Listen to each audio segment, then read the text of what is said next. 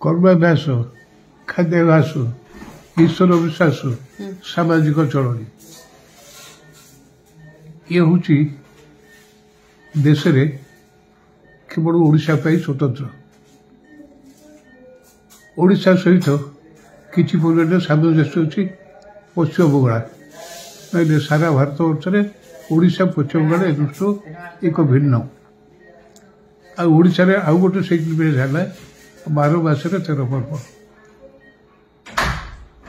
ଆଗେ ଓଡ଼ିଶାବାସୀଙ୍କର ବୃତ୍ତି ହେଉଛି କୃଷି, ସଂସ୍କୃତି ହେଉଛି ଜଗନ୍ନାଥ ସଂସ୍କୃତି।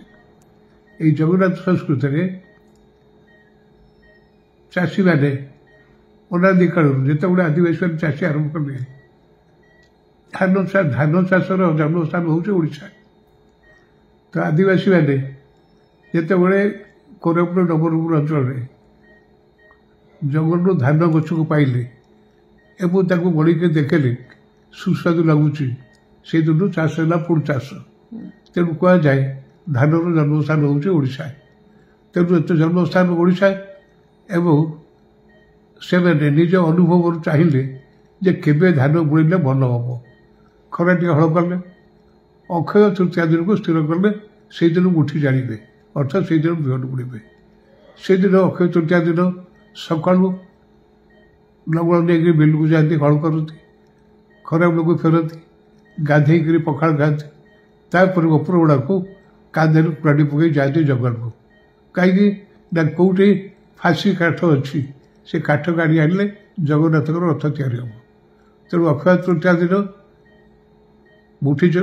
ମୁଠି କରନ୍ତି, ଧାନ ବୁଣା ହୁଏ। ସେଇଦିନ ଜଙ୍ଗଲରୁ ଜଗନ୍ନାଥଙ୍କ ରଥ କାଠ ଆସେ। ଇଏ ସିଗ୍ନିଫିକାନ୍ସ ଅନ୍ୟ କେଉଁ ଜାଗାରେ ନାହିଁ। ରଥ ତିଆରି ହୁଏ ଏବଂ ସେଇ ଅକ୍ଷୟ ତୃତୀୟା ଗଲା ପରେ ଆସେ ପଣା ସଂକ୍ରାନ୍ତି। ପଣା ସଂକ୍ରାନ୍ତି ପରେ ଆସେ ରଜ ବେଳେ ଝିଅମାନେ ଗୀତ ଗାଆନ୍ତି, ବର୍ଷ ଗୀତରେ ଆସିଛି ରଜଲ ଚାଲ ହବା ସଜବାଜ। ବୋହୂମାନେ ଡାକନ୍ତି ମନସ୍ତେ ଡାକିଲା ଗଜ, କେଉଁ ରାଇଜରୁ ଆସୁଛି ରଜଲ ଚାଲ ବାଇତ ବୋଝା ବୋଝ। ତାମାନେ ଇନ୍ଦ୍ର ଦେବତା ଖରାଟିଆ ଚାଷ ହେଇଛି, ଧାନ ଗଛ ଖରାଟିଆ ବର୍ଷାରେ ଟିକେ ଟିକେ ଗଜା ହେଇଯାଇଛି। ସେଥିପାଇଁ ରଜ ଆସିଲା ବେଳେ ସବୁ ଭାଚୁରୀମାନେ ଡାକନ୍ତି କେଉଁ ରାଇଜରୁ ଆସିବ ରାଜନ ତେରି ବାଇତ ବୋଝା। ସେ ରାଜା କିଏ ନା ଇନ୍ଦ୍ର ଦେବତା। ପୂଜା କରିଦେଇ ରଜ ପାଳନ୍ତି ଏବଂ ଭୂମି ପୂଜା ହୁଏ। ବର୍ଷା ହେଇଯାଏ, ବର୍ଷା ହେଲେ ଧାନ ଗଛ ବଢ଼ିଯାଏ। ଯେତେବେଳେ ଗହ୍ମାପୁନେଇ ହେବ ସେତେବେଳକୁ ଧାନ ବେଉଷଣ ସାରିଥିବ। ଗହ୍ମାପୁନେଇ ଦିନ ଚାଷୀ ଲଙ୍ଗଳ ଧୋଇକରି ସଗାଇ ରଖିବ, ବଳଦକୁ ଧୋଇ ଗାଧେଇ ଦେବ, ତା ମୁଣ୍ଡରେ ରଙ୍ଗ ଲଗାଇବ ଏବଂ କୁଲା ଦେହରେ ଏଣ୍ଡୁରି ପିଠା ଖାଇକି ଦେଇ ବଳଦକୁ ପୂଜା କରିବ। ଗହ୍ମାପୁନେଇ ହେଉଛି ଜଗନ୍ନାଥଙ୍କ ବଡ଼ ଭାଇ ବଳରାମଙ୍କ ଜନ୍ମଦିନ। ତାପରେ ପଣା ସଂକ୍ରାନ୍ତି ଆସିବ। ବୋହୂ ଭୁଆସୁଣୀମାନେ ଆନନ୍ଦରେ ବୁଲିକି ଯେମିତି ସାଧାରଣ ଭାବରେ ଗୋଟେ ଆମର ପରିବାରରେ ନୂଆ ବୋହୂଟି ଆସିଛି ବାହା ହେଇକରି, ସେ ଯଦି ଗର୍ଭବତୀ ହେଇଗଲା ଶାଶୁ ଗୋଡ଼ ତଳେ ଯାଆନ୍ତି, ସେ ବୁଲିକରି ବ୍ରାହ୍ମୀ ଶାଗ ଯୋଗାଡ଼ କରେ, ତାକୁ ବୋହୂକୁ ଖାଇବାକୁ ଦେଲେ ତାକୁ ରାତିକି ବୁଦ୍ଧିଆ ହେବେ, ଭଲ ଖାଦ୍ୟ ଦିଏ, କିନ୍ତୁ ବୋହୂର ଦେହ ଭଲ ହେଲେ ଯେମିତି କରନ୍ତି। ସେମିତି ଧାନ ଗଛ ଯେତେବେଳେ ଥୋଡ଼ ହେଇଯାଏ, ଗାଁର ବୋହୂମାନେ ଭୁଆସୁଣୀମାନେ ଲକ୍ଷ୍ମୀ ଠାକୁରାଣୀ ପୂଜା କରନ୍ତି। ଲକ୍ଷ୍ମୀ ପୂଜା କରି କ'ଣ କହନ୍ତି, ଏଇ ଭାଇ ଲକ୍ଷ୍ମୀ ଠାକୁରାଣୀ ଆମ ଧାନ ଗଛ ଗୋଟେ ବଡ଼ ଗର୍ବ ହଉ, ବଡ଼ ଗର୍ବ ଭଲ ଧାନ ବଡ଼ କେଣ୍ଡା ଇଏ କଲେ ଗର୍ଭରା ଶିଖନ୍ତି। ତାପରେ ଆସିବ କୁମାର ପୂର୍ଣ୍ଣିମା। କୁମାର ପୂର୍ଣ୍ଣିମା ରଡ଼ି ଫୁଲ ପୁରୀ ଜହ୍ନ ପଡ଼ିଥିବ। ସେତେବେଳେ ଗାଁର ଅରୁଣା ଝିଅମାନେ ସନ୍ଧ୍ୟାବେଳେ କାଦୁଛନ୍ତି, ଫୁଲ ଗୌଡ଼ ଗିଡ଼ି ଗୀତ ଗାଉଥିବେ ଏବଂ ରଡ଼ି ଫୁଲ ପୁରୀ ଜହ୍ନ ପଡ଼ିଥିବ। ମନେ ମନେ ଚନ୍ଦ୍ରଙ୍କୁ ଡାକୁଥିବେ, ଜହ୍ନ ବାବୁ ତୋରି ହୁଡ଼ିଆ ଗୋଟେ ସୁନ୍ଦର ବର ଆମକୁ ଦେ। ଏବଂ ବିଆଳି ଧାନ କଟା ସରିଥିବ, ବାଡ଼ିରେ ଖଳା ଶୁଖି ନଥିବ, ଦାଣ୍ଡରେ ବେଗଳା ପକାଇ ସେ କୁଟା ଗଦା ବୁଡ଼ା ହେଇଥିବ। ଝିଅମାନେ ଯେତେବେଳେ ଖେଳିବେ, ଫୁଲ ଗୌଡ଼ ଗୀତ ଗାଇବେ, ଗାଁର ପୁଅମାନେ କ'ଣ କରିବେ, ସେ କୁଟାକୁ ନିଜ ଦେହରେ ବୋଡ଼ି ହେଇକରି ବାନ୍ଧିକରି ପାଳ ଭୂତ ହେଇକରି ତାକୁ ଡରେଇବେ। ବିଲ ଭାଇ ଭଉଣୀଙ୍କ ସମ୍ପର୍କ।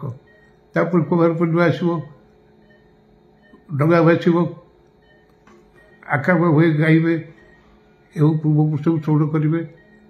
ସିଏ ଗଲା କାର୍ତ୍ତିକ ପୂର୍ଣ୍ଣିମା। ମାର୍ଗଶୀର ଆସିଲେ, ମାର୍ଗଶୀର ମାସ, କାର୍ତ୍ତିକ ମାସ ହେଉଛି ଧର୍ମ ମାସ।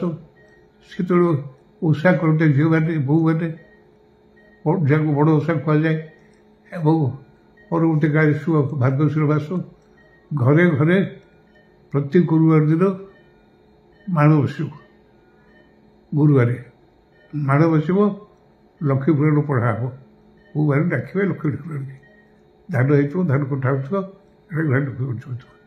ତାପରେ ପୁଷ ପୂର୍ଣ୍ଣିମା ଆସିବ, ପୁଷ ପୂର୍ଣ୍ଣିମା ମାସ ଆସିବ। ପୁଷ ପୁନେଇ ପାଳନ, ପୁଷ ପୁନେଇ ବେଳେ ମକର ଚାଉଳ ଖାଇବେ, ମକର ସଂକ୍ରାନ୍ତି।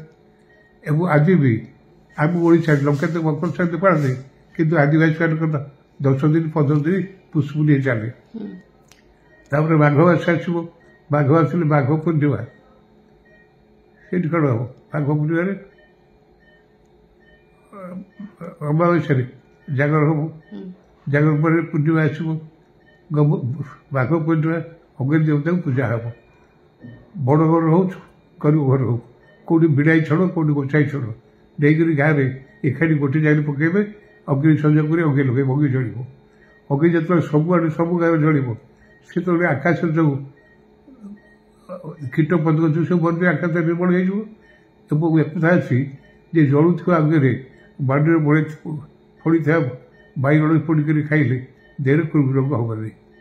ତାପରେ ଆସିବ ଫଗୁଣ ମାସ, ଫଗୁ ଖେଳିବେ। ଫଗୁ ଖେଳିବାର ଅବିର ବଢ଼ି ହେବେ।